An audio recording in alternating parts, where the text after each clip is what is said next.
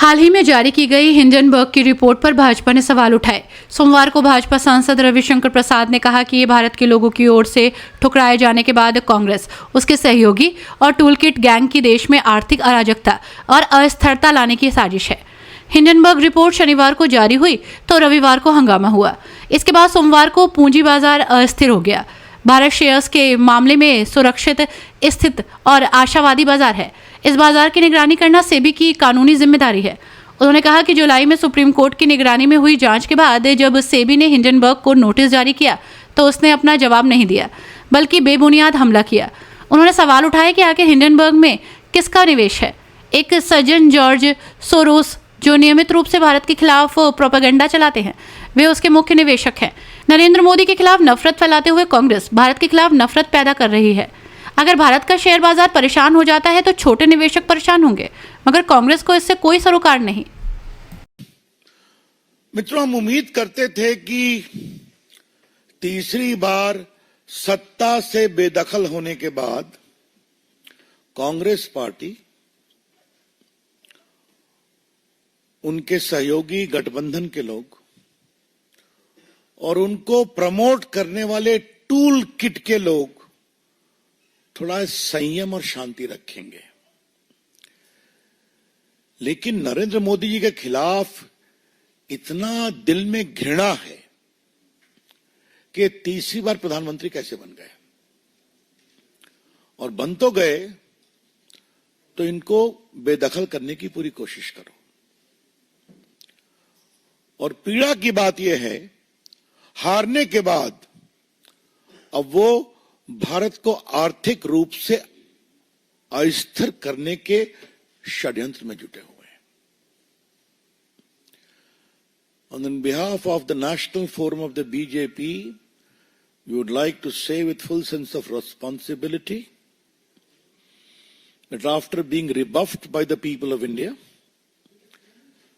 the Congress Party, its allies, and its closest allies, the Toolkit Gang, have conspired together to usher in economic anarchy and instability in India. देश में आर्थिक अराजकता और आर्थिक अस्थिरता। स्वाभाविक है, Hindenburg is again at the same game. ये रिपोर्ट शनिवार को रिलीज होती है, रविवार को हल्ला मचता है ताकि सोमवार को पूरे कैपिटल मार्केट को अस्थिर कर दिया जाए। थोड़ा इसके बैकग्राउंड को समझना जरूरी है। भारत की अर्थव्यवस्था बहुत तेज गति से बढ़ रही है, इस पर चर्चा हम लोग कर चुके हैं। क्या वर्ल्ड बैंक, क्या मूडीज, क्या अदर्स, सबों ने भारत की ग्रोथ रेट को बहुत अप्रिशिएट किया है। भारत में one of the highest global FII, FDI आए हैं। भारत में इंस्टीट्यूशनल इन्वेस्टर भी हैं, छोटे इन्वेस्टर भी हैं, जो अपने इन्वेस्टमेंट के रिटर्न से बहुत खुश हैं। India is a safe, stable and promising market in the shares as well. SEBI का काम क्या है? सेबी को उसकी कानूनी जिम्मेवारी है कि ये मार्केट ठीक चले। और जो मित्र इसको फॉलो करते हैं, आपको मालूम है कि सेबी एक्ट में सुनवाई का प्रावधान है, निर्णय होता है, उस निर्णय के खिलाफ एक अपील का भी प्रावधान है, जहां जजेस भी बैठते हैं, हाई कोर्ट के चीफ जस्टिस या सुप्रीम कोर्ट रिटायर्ड जज, और उसके खिलाफ एक अपील का प्रावधान सुप्रीम कोर्ट में भी है। तो एक पूरा स्टैट्यूटरी स्ट्रक्चर है कि भारत के कैपिटल मार्केट को किस तरह से मैनेज किया जाए। अब मैं एनआरकी के कुछ उदाहरण आपको देना चाहता हूं। मैंने जानबूझ के जिम्मेवारी से इकोनॉमिक एनआरकी के शब्दों का प्रयोग किया है। पहले हिंडनबर्ग की रिपोर्ट आई थी, आपको मालूम है, उसकी डेट आपको मालूम है कि जनवरी में ऑर्डर आया था सुप्रीम कोर्ट का। 24 में 22 इंक्वायरी कंप्लीट हो गई थी। बाद में एक और कंप्लीट हो गई। तो वो एक लीगल प्रोसेस है जो सुप्रीम कोर्ट के आदेश से चला है।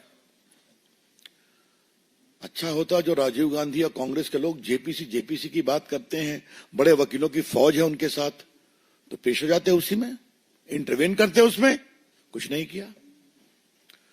उसके बाद हिंडनबर्ग को नोटिस दी जाती है जुलाई में कि आपने जो आरोप लगाया कानून के विरोध में, आप जवाब दीजिए।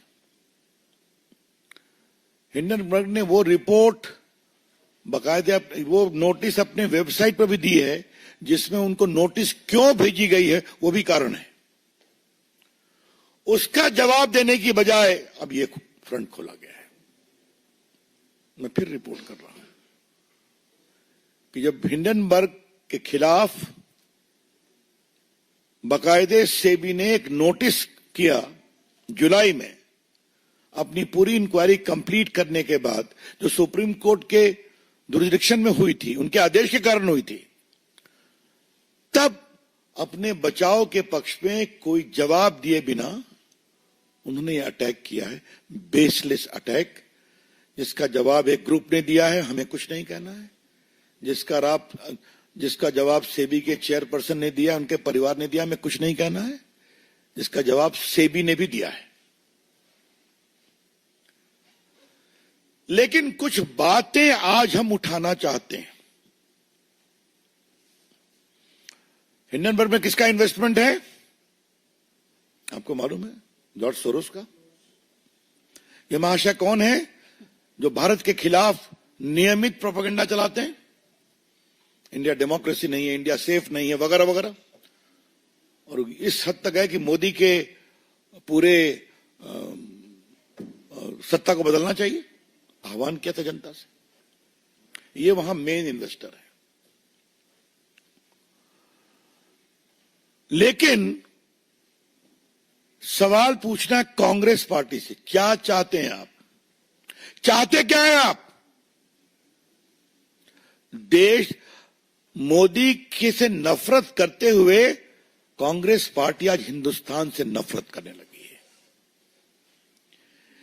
In their pathological hatred against Narendra Modi ji, led by Mr. Rahul Gandhi and his friends, toolkit gangs, Congress party today has developed a hatred against India itself. अगर भारत का स्टॉक मार्केट गड़बड़ाएगा तो स्मॉल इन्वेस्टर्स परेशान होंगे कि नहीं? आज करोड़ों की संख्या में स्मॉल इन्वेस्टर्स हैं कि नहीं? छोड़ दीजिए इंस्टीट्यूशनल इन्वेस्टर्स की बात, बाकी बातें। कांग्रेस पार्टी क्या चाहती है? भारत को वही कंट्रोल राज में ले आया जाए, नेहरू जी के समय वाला, जब भारत को दाने दाने के लिए परेशान होना पड़ा था कि उनकी सरकार नरसिम्हा राव के प्राइम मिनिस्टरशिप में भारत को ओपन करना पड़ा था, एफडीआई में, एफआईआई में। क्या वहीं जाना चाहते हैं क्या? टूल किट वालों को तो कोई मतलब नहीं हिंदुस्तान के विकास से। उनको तो हम जवाब देते हैं और देते रहेंगे, वो कभी सफल नहीं होंगे। लेकिन कांग्रेस पार्टी को क्या हो गया है, जिसने 55 साल तक देश में राज किया है? क्या मतलब है इसका? मतलब कहीं से कोई चिट मिल जाए। कांग्रेस पार्टी की पॉलिटिक्स में एक टूलकिट पॉलिटिक्स है, दूसरा है चिट पॉलिटिक्स। परीक्षा में तो चिट मिलती है, कार्रवाई भी हो रही है, लेकिन कांग्रेस पार्टी, उनके नेताओं को जो चिट मिलती है उसका क्या किया जाए? कभी राफेल की चिट मिल गई तो लगे हिंदुस्तान में घूमने, वो सुप्रीम कोर्ट से हारे, माफी मांगना पड़ा, कंटेम्प्ट हुआ उनके खिलाफ। फिर एक दूसरी चिट मिल गई, हिंडनबर्ग की पहली रिपोर्ट, वो चिट मिल गई। उसमें सुप्रीम कोर्ट ने, मैंने बताया कि 24 में 23 इंक्वायरी कंप्लीट हो गई। अब हिंडनबर्ग को जुलाई में नोटिस की गई है, तो फिर ये काउंटर प्रोडक्ट हुआ। अब ये चिट पड़ गई, जेपीसी लाओ, इंक्वायरी कराओ। मतलब भारत के पूरे स्टॉक मार्केट को क्रैश कराओ। छोटे इन्वेस्टर्स के पूंजी निवेश को समाप्त कराओ। भारत में कोई आर्थिक निवेश न हो विदेश का, एफआईआई और एफडीआई, वो सबको रोको। Because Indian investment scenario is not a safe position. यह है इनकी सोच। मैं कांग्रेस के पुराने नेताओं से कहूंगा, जिन्होंने भारत को खोलने में काम किया था, इकोनॉमी को, कि कब तक आप खामोश रहेंगे? जब चमन उजड़ जाएगा। लेकिन चमन उजड़ेगा नहीं। मुझे बहुत गर्व है कि आज भी भारत का स्टॉक मार्केट स्टेबल है। आज भी। पिछली बार तो जब ये हुआ तो 2 दिन में रिकवर कर गया, और सुप्रीम कोर्ट की इंक्वायरी आई तो और रिकवर कर गया। लगता है भारत के स्टॉक इन्वेस्टर्स हिंडनबर्ग और कांग्रेस के मिलीभगत को समझ गए हैं, इसलिए आज भी कोई गड़बड़ नहीं है। हम भारत के स्मॉल इन्वेस्टर्स को सैल्यूट करना चाहते हैं कि भारत के खिलाफ इस सुनियोजित षड्यंत्र पर वो विश्वास नहीं किए। Salute to them. दूसरी बात हमको कहनी यह है कि जो पूरी टाइमिंग है, ये टाइमिंग का मतलब क्या है? सेशन खत्म हुआ, शनिवार को आया, रविवार को हल्ला शुरू हुआ, और आज मंडे है। तो 2+2 को 4 किया जाए। और इसके पहले जुलाई में हिंडनबर्ग को सेबी की नोटिस जाती है, आप जवाब दो। तो एक शब्द है, लीगल शब्द है, there is too many suspicious circumstances surrounding this। कई संदेहास्पद परिस्थितियां हैं इसके पीछे। जनवरी में सुप्रीम कोर्ट के आदेश, 22 इंक्वायरी कंप्लीट, एक और कंप्लीट हो गई 23। अपनी पूरी रिपोर्ट बनाने के क्रम में इस इंक्वायरी के बाद जो सेबी ने बताया उसमें मुझे कुछ नहीं कहना है, वो सेबी का विषय है। उन्होंने नोटिस दिया हिंडनबर्ग को जुलाई में, आप जवाब दीजिए। तो फिर ये बम फोड़ने की कोशिश की गई, और ये बम तो फुस निकला, लेकिन उसको लॉक लिया कांग्रेस पार्टी ने, जेपीसी। भाजपा का आरोप है कांग्रेस पार्टी हिंदुस्तान को आर्थिक रूप से कमजोर करने के षड्यंत्र में शामिल है।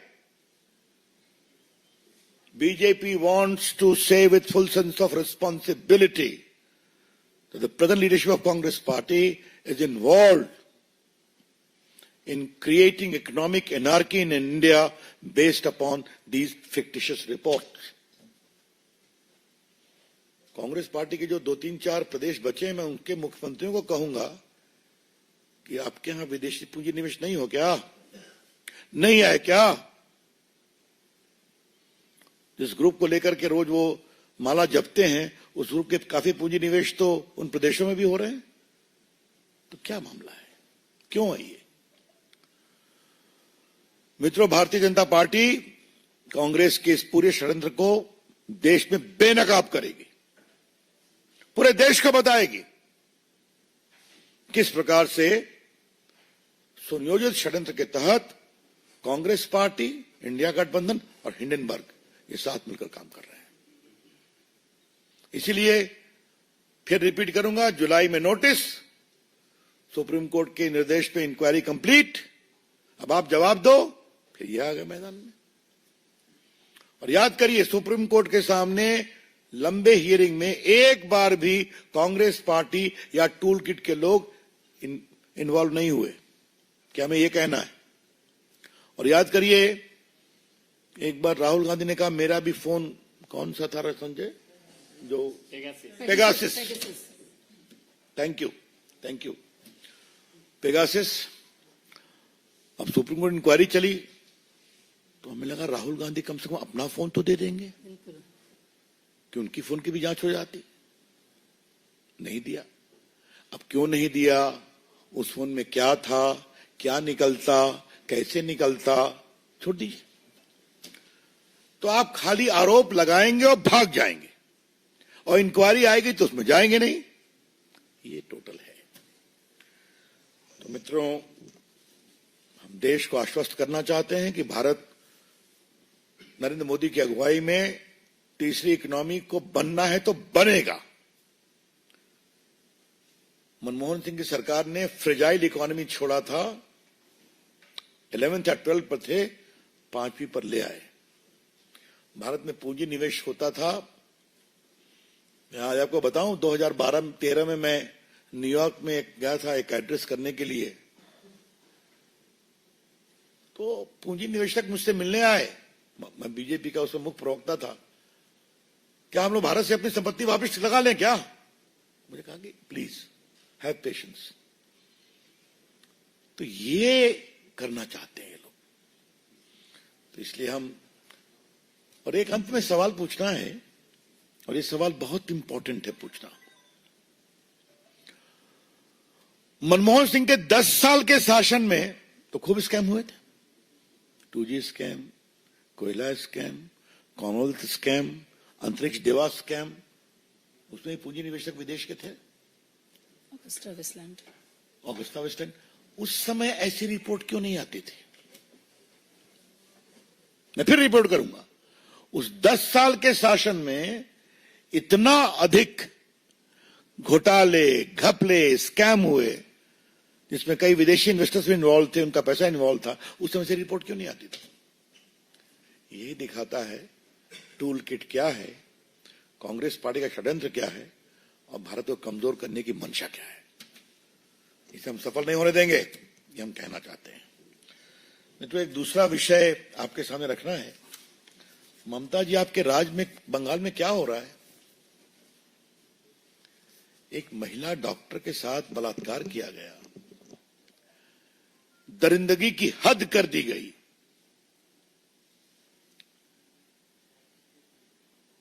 और वहां क्या फेयर इन्वेस्टिगेशन होगा क्या? आज मेरे पास सब है कि जो कमेटी बने उसमें साइकियाट्रिस्ट भी हैं। वहां के डॉक्टर कह रहे हैं कि वो रात में आराम करने क्यों गई थी ऊपर में, तो 2 बजे अगर किसी का शिफ्ट खत्म होगा तो जाएंगे नहीं क्या? हमारा आरोप है कि कुछ टीएमसी के समर्थकों को भी डाल दिया गया है उस कमेटी में, और किसी को पकड़ करके खड़ा किया गया है, वो एनजीओ एक्टिविस्ट है। और एक खबर भी चलाई जा रही है, मैंने पढ़ा अखबार में कि उसने 4 शादियां की, 3 डाइवोर्स हो गया, एक। क्या मतलब है? इतने गंभीर, आज देश भर के डॉक्टर आज धरने पर हैं, और वहां तो सारी महिला डॉक्टर, बाकी लोग सड़कों पर हैं। ममता जी, आपकी सरकार में तो विपक्ष को जो होता है हम जानते ही हैं, चुनाव में तो होता है जानते ही हैं। मैं कई बार आपसे बात कर चुका हूं। क्या वहां की डॉक्टर बेटियों के साथ बदसलूकी पर भी ये कहा जाएगा? जो बंगाल में हो रहा है वो सरकारी आतंक का खौफनाक सच है।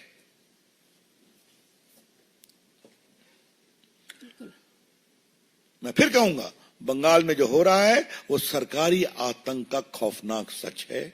जो एक डॉक्टर के साथ बदसलूकी से जो बलात्कार हत्या हुआ, आप उसकी ठीक से पोस्टमार्टम नहीं कराते हैं, आप इंक्वेस्ट रिपोर्ट ठीक से नहीं बनाते हैं। डॉक्टर अजीब प्रकार की बातें कर रहे हैं, कुछ लोग सुसाइड की बात कर रहे हैं। क्या मतलब है इसका? कम से कम मरे हुए को भी न्याय नहीं देने की कोशिश करोगे? बिल्कुल।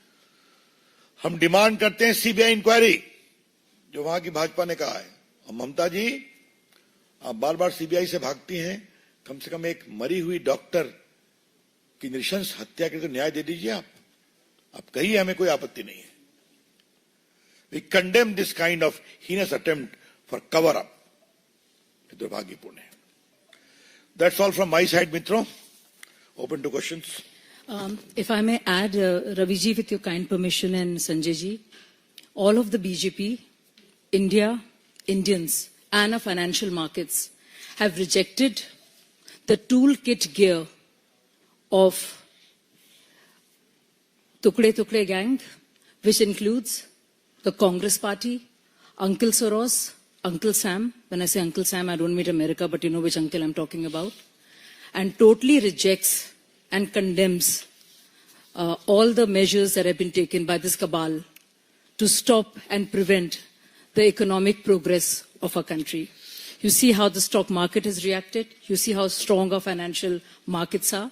And we will not let anybody come in the way of our goal to have a Viksit Bharat. Let's take questions now. Any question? Guide करिए आप. रुकिए साहब. एक एक करके देवेंद्र परा सर.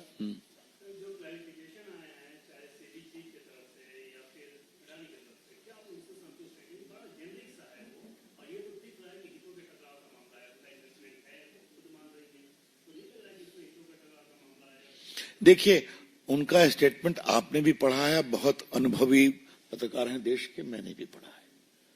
उन्होंने विस्तार से दिया है कि जिस समय वो प्राइवेट सिटीजन थी उन्होंने किया था. अच्छे इन्वेस्टर्स वो रहे हैं, इस फील्ड में रहे हैं, और मेरे यहाँ इंस्टीट्यूशनल मैकेनिज्म पूरा है रिक्यूज करने का. हमने रिक्यूज किया है, तो हमने सारी बातें लिखी हुई हैं, तो फिर उसको अविश्वास क्यों करना है? और अडानी ने भी कहा है, पहले भी ये करते थे, बाद में भी करते हैं. तो एक प्रकार से उनका सिंगल पॉइंट एजेंडा चल रहा है अडानी के खिलाफ. जवाब उन्हें दिया है. हम तो लार्जर पॉलिटिकल इशू के लिए यहाँ पर हैं. यतीन्द्र शर्मा टीवी 18. कांग्रेस ने आरोप लगाया कि आरोप हिंडनबर्ग ने सेबी पर लगाए हैं, बीजेपी को जवाब दे रही है, आरोप अडानी पर है, बीजेपी भी जवाब दे रही है उनके लिए. मोहब्बत छुप छुप के हो रही है. जी ना, हम मोहब्बत छुप के नहीं, खुलकर करते हैं. हमें मोहब्बत देश के स्मॉल इन्वेस्टर से है, हमें मोहब्बत देश के आर्थिक विकास से है, हमें मोहब्बत भारत की आर्थिक स्टेबिलिटी से है, जिसको तोड़ने में वो लगे हुए हैं. आनंद पांडे टीवी 9.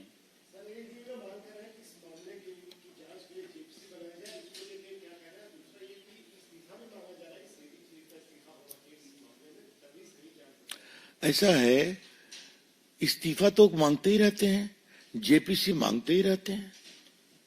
कहीं कुछ हो जाए जेपीसी, पहले सच्चाई तो आनी चाहिए. आज वो सच्चाई हमने रखने की कोशिश की है और उनके षड्यंत्र का पर्दाफाश किया है. Piyush India TV. India TV. Why JPC? No, why JPC? That means any Tom, Dick and Harry sitting in foreign country will seek to destabilize India, and they will say JPC. They will belittle India's investors. They will belittle in India's stock market. That is their game. JPC's demand is a sham. Okay? मैं इसको हिंदी में बोल दूं क्या?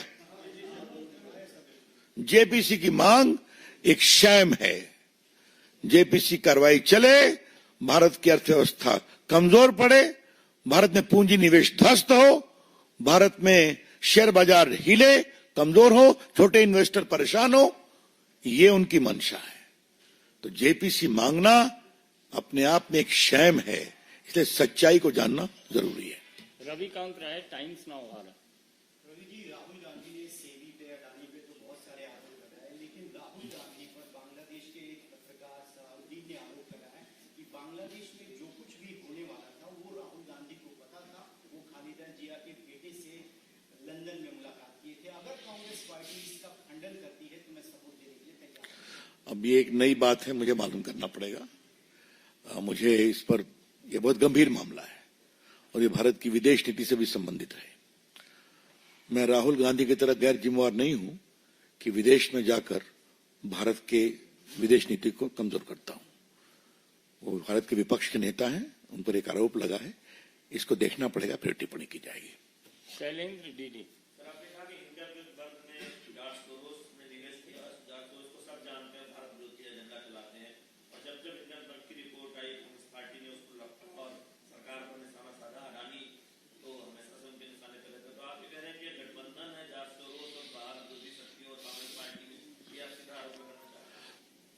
इस आरोप के मेरे पास काफी तथ्यगत सबूत है ना. जब भी राहुल गांधी बाहर जाते हैं, भारत के लोकतंत्र पर प्रहार करते हैं कि नहीं? भारत की मीडिया पर प्रहार करते हैं कि नहीं? भारत की जुडिशरी पर प्रहार करते हैं कि नहीं? भारत की संस्थाओं पर प्रहार करते हैं कि नहीं? ये तो कई बार चर्चा हो चुकी है इस पर नया कुछ कहने की जरूरत नहीं है. इसलिए टूल किट गैंग का काम क्या है? जस्टिस नहीं मिलता. टूल किट गैंग का काम क्या है? आप लोग बिके हुए मीडिया के लोग, टुलडेन का काम क्या है? भारत के सारे इंस्टीट्यूशन कॉम्प्रोमाइज हैं, ये उनकी कहानी है। Republic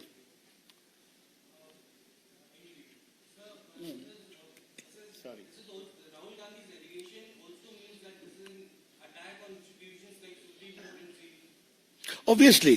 Obviously. But by the way, since when has Rahul Gandhi learned to respect institutions? Remember a very famous television portrait when he was tearing the ordinance of his own government? It is nonsense. Does he care for the institution of the Prime Minister, even of his own government? If we mention even half of the belligerence with which he complains against media people, what will happen to us? So we all know it. Sanjay Sharma अंतिम प्रश्न है क्योंकि आप लोग को आगे भी काम होगा।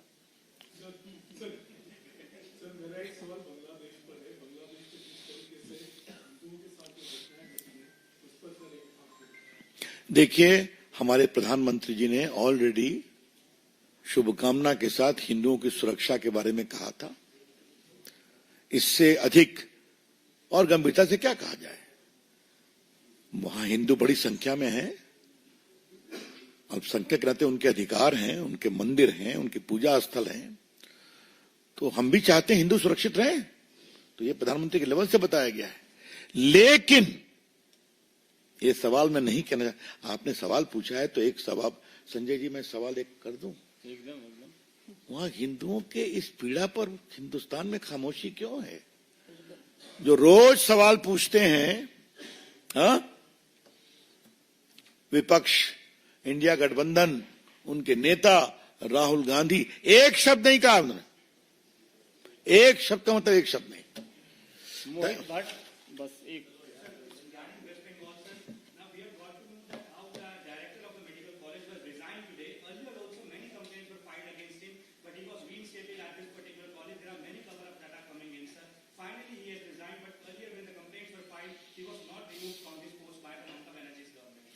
Obviously, he has patronage. As simple as that. And when the patronage became too heavy to handle, he was meant to resign. लेकिन मैं भी पॉलिटिकल बात नहीं कर रहा हूं। उस डॉक्टर बेटी की आत्मा को न्याय मिलेगा कि नहीं मिलेगा, ये बड़ा सवाल है। बहुत बहुत धन्यवाद। धन्यवाद। Thank you.